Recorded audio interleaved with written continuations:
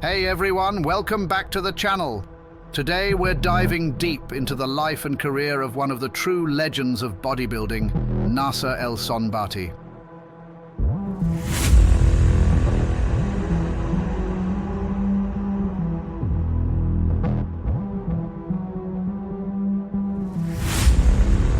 Known for his massive size, incredible work ethic, and unmatched dedication to the sport, Nasser was a true icon in the world of bodybuilding throughout the 90s. Stick around as we explore his career highlights, his unique training philosophy, and even break down one of his signature workouts for you to try out. Let's get into it. Nasser El Sonbaty was born on October 15, 1965 in Germany to an Egyptian father and a Yugoslavian mother. Growing up in a multicultural household, he was exposed to a mix of different influences, but it wasn't until his late teens that he discovered his passion for bodybuilding. Initially, Nasser pursued academics and even earned a degree in history, political science, and sociology.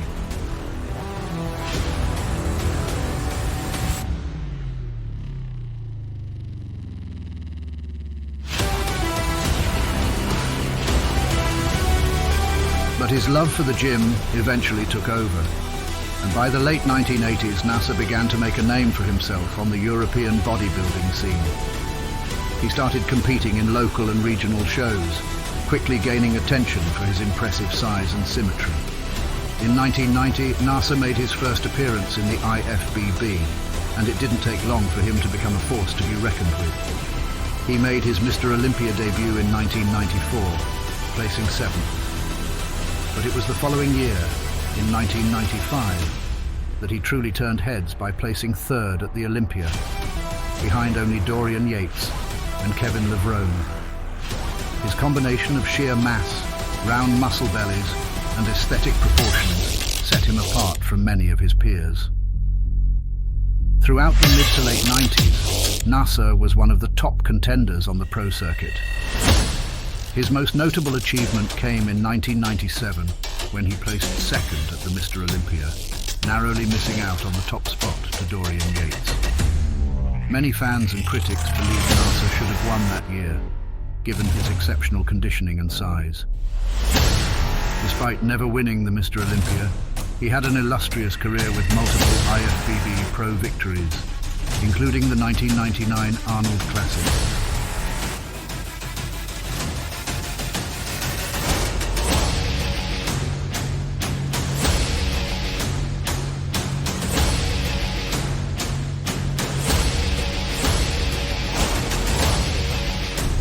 Standing at 5 feet 11 inches and competing at a weight of around 280 to 290 pounds on stage, Nasser was known for his monstrous size and fullness. But unlike some of the other mass monsters of his era, he maintained a relatively tight waist, which gave him an impressive V-taper and an imposing stage presence.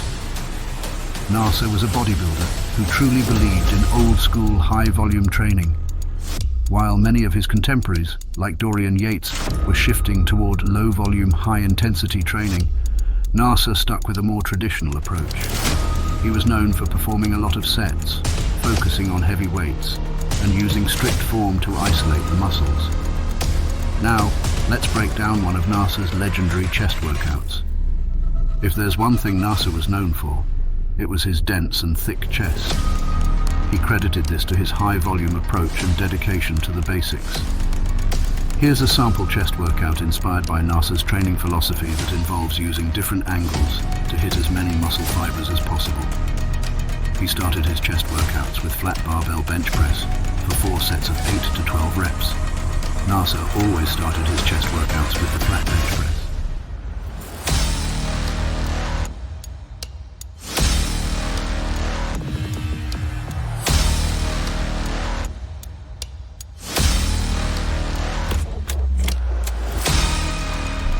He believed in going heavy but still keeping control of the weight.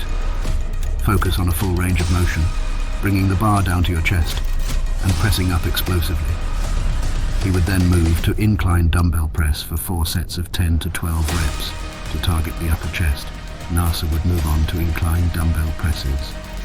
He liked to go slightly lighter than on the flat bench, but aim for a deeper stretch at the bottom to really engage the upper pecs.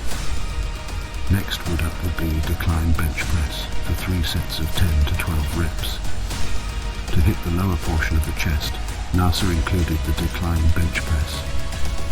This exercise helped him build the fullness and thickness that he was known for.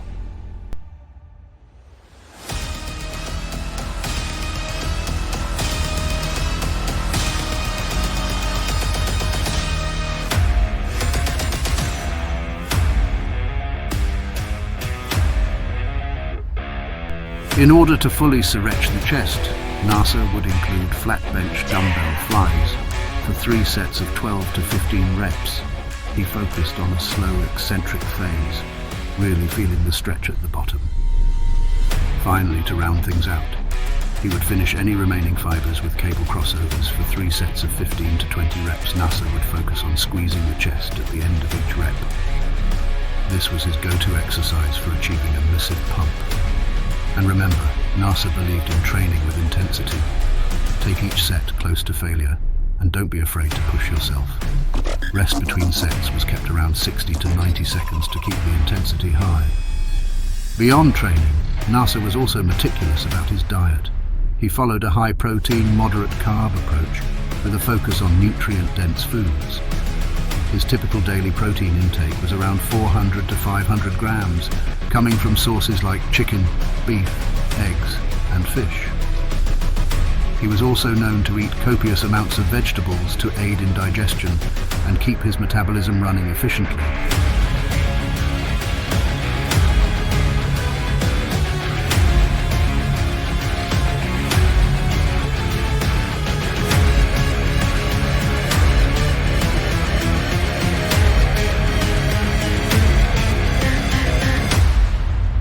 Nasser was an advocate of using supplements to optimize his performance.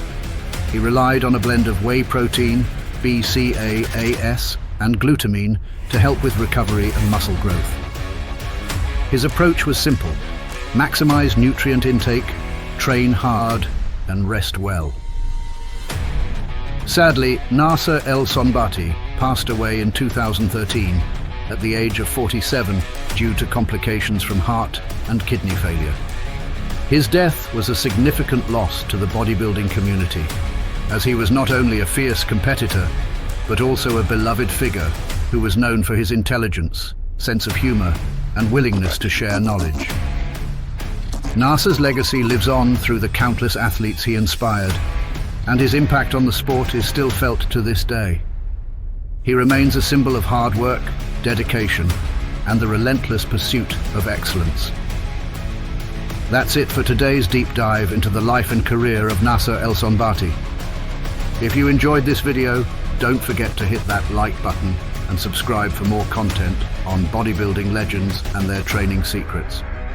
Let me know in the comments below who you want us to cover next. And as always, train hard, stay dedicated, and I'll see you in the next one.